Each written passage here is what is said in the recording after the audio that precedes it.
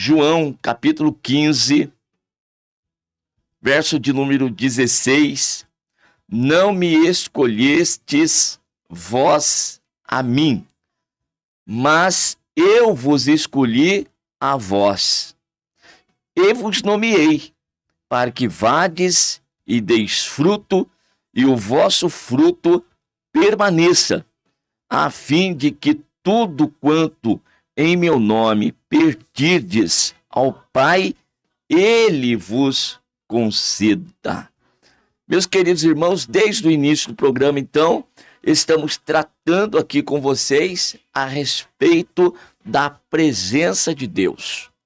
Nós tomamos como exemplo o povo que estava no deserto, e vocês percebam que este povo, os filhos de Abraão, estavam no Egito escravizados, debaixo aí da escravidão de Faraó, até que chega o momento oportuno do cumprimento de uma promessa feita a Abrão, lá no capítulo de número 15 de Gênesis, em que o Senhor tinha dito para ele que a sua quarta geração voltaria para aquela terra. Eles seriam escravos durante 400 anos, mas depois, então, o Senhor os libertaria da escravidão e os traria para ali, para aquela terra. Quando Deus faz essa promessa para Abrão, ora, irmãos, ele nem sequer filho tinha. Ele ainda não tinha abraçado aí essa bênção.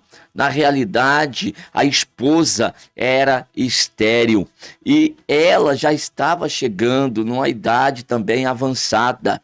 E Deus deixa que ambos atinjam uma idade bem avançada, ainda com o agravante de Sara ser estéril.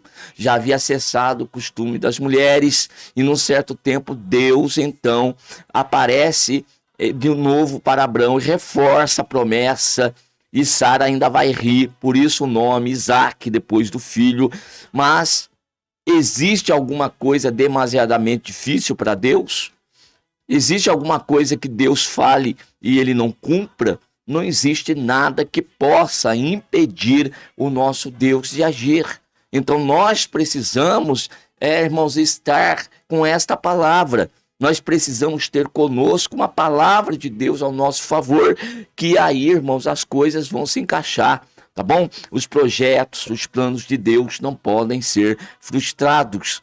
E o povo de Israel, então, já na época de Moisés, já havia passado Isaac, já havia passado Jacó, já havia passado José, e agora nós estamos na época de Moisés, e o povo realmente escravizado. E Deus então chama Moisés e diz: eu vou te enviar para lá e vou libertar o meu povo. Então não foi o povo que vai até Deus, é Deus que vai até o povo, é Deus que o constitui, e não naquele momento de Moisés. Não, Deus já o constituiu, o seu povo, desde a época de Abrão. Então os textos de Efésio que os irmãos colocaram aqui, também está certo, que Deus ele já nos predestinou como tal. Então aquele povo que está sendo liberto ali, na época de Moisés, eles já estavam no projeto de Deus, no plano de Deus desde Abraão. Desde Abraão. Então olhe como que o Senhor, ele desenha todo o seu projeto. Ele acaba todo o seu projeto, e depois que ele acaba esse projeto, ele retoma para o mundo no mundo físico, ele projeta no mundo espiritual e vem no físico, retoma no início e começa a desenvolver. Então Deus já tinha acabado esse projeto, Deus já tinha visto isto. E agora ele revela para Abrão, ele mostra para Abrão, ele conta para Abrão todo o seu projeto e diz que vai fazer. Quando chega na época de Moisés, Moisés é o libertador do povo, todavia aquilo já existia na presciência de Deus. E quando então nós avançamos e chegamos agora em Cristo Jesus, Moisés foi a figura de Cristo Jesus. Jesus, o libertador. aquele que veio para morrer na cruz para pagar o preço do nosso resgate. O povo de Israel no Egito também figura de cada um de nós que vivemos escravizados neste mundo terrível debaixo do pecado. Faraó, a figura do diabo, que nos escravizava por meio do pecado, nos dominando, fazendo com que nós vivêssemos aquela vida miserável, triste, abatida, sem expectativa nenhuma de melhora. Todavia, Jesus, ele veio a esta terra, ele deixou a sua glória, ele deixou a sua majestade e se fez homem para morrer por nós naquela cruz. E na cruz pagou o preço do resgate. Nós fomos então tirados da escravidão, nós fomos libertados daquela escravidão. E aí, fomos nós que escolhemos esta obra? Não, irmãos, nós já estávamos no projeto de Deus. Eu pergunto para você nesta manhã, você se sente no projeto de Deus? Você sente que Deus, ele te escolheu, que ele te chamou, que ele foi embora nós tivéssemos vivido neste mundo durante tantos anos? No meu caso, foram 20 anos perdido neste mundo, mas nesses 20 anos, Deus estava de olho em mim, o Senhor já estava me acompanhando, e agora, irmãos, nós temos essa mensagem da parte do Senhor Jesus no capítulo 15 e no verso 16, nas suas últimas instruções para os seus discípulos, ele diz: não me escolhestes vós a mim, mas eu vos escolhi a vós. Ou seja, queridos irmãos, isso faz diferença, faz muito, porque quando nós escolhemos, parte de nós a escolha, de repente, no meio da caminhada, você pode desistir dela. Por alguns motivos que podem acontecer na caminhada, você pode desistir da tua escolha, mas quando somos escolhidos por Ele, não, você não pode desistir dele. Por que você não pode? Não foi você que escolheu, você não pode desistir desta obra que você está fazendo. Por quê? Porque você não escolheu fazer. Você não pode desistir dessa presença. Por quê? Porque não foi você que escolheu. Quem te escolheu foi Ele. E se Ele nos escolheu, Ele nos segura, Ele nos sustenta, Ele está com as suas mãos segurando as nossas mãos. Não somos nós que seguramos na dele, é Ele que segura nas nossas mãos. E é por isso que nós não desistimos, é por isso que nós estamos de pé, porque Ele nos escolheu, Ele nos mantém. E as surpresas da caminhada? Tem alguma surpresa para ele? Porventura, não sabia ele que eu falharia? Não sabia ele que eu erraria?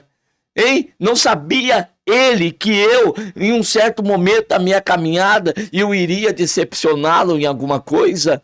Sim, ele sabia, mas mesmo assim me escolheu.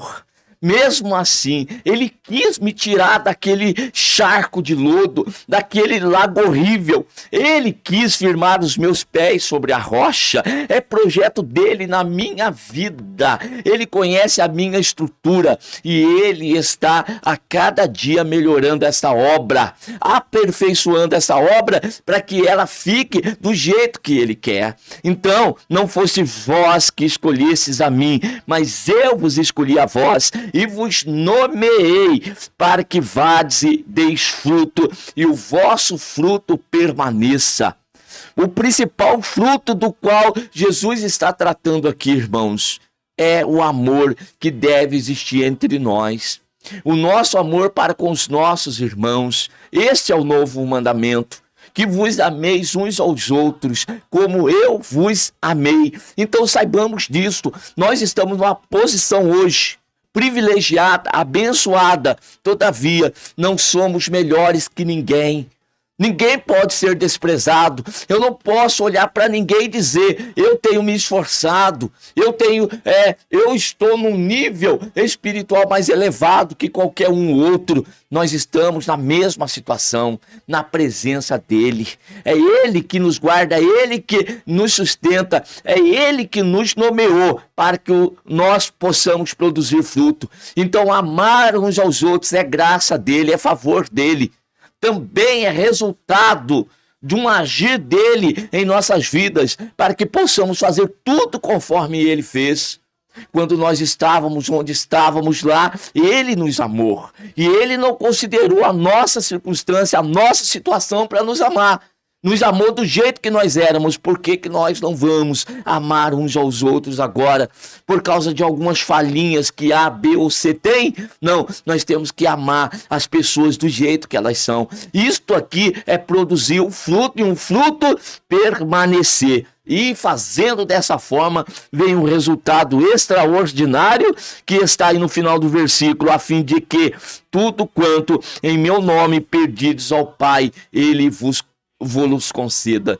Então, quando nós vamos orar, nós devemos orar em um nome do Senhor Jesus Cristo. Orar ao Pai, em nome do Senhor. E Jesus disse, eu escolhi vocês. Agora que os seus frutos correspondam a esse chamado. E fazendo dessa forma, vivendo como eu vivi, vocês vão usar o meu nome diante do Pai. E o Pai vai reconhecer isto e vai te abençoar. Vai responder a tua oração. A tua oração vai ter resposta. A partir de quando? A partir de que aquilo que eu falo venha condizer com aquilo que eu vivo, de acordo com aquilo, com os frutos que eu estou produzindo. Este é um segredo extraordinário do mundo espiritual. Que nós entendamos isto. Não somos melhores que ninguém, nós fomos escolhidos por Ele. Vamos valorizar esta escolha e vamos viver de acordo. Vamos corresponder com isto aqui que Jesus nos ensinou. Vamos realmente ser um discípulo, irmãos, certo, correto, que coloca as lições em prática e de que o Mestre se agrade desses tais. Amém? Que Deus continue te abençoando em nome de Jesus. Amém.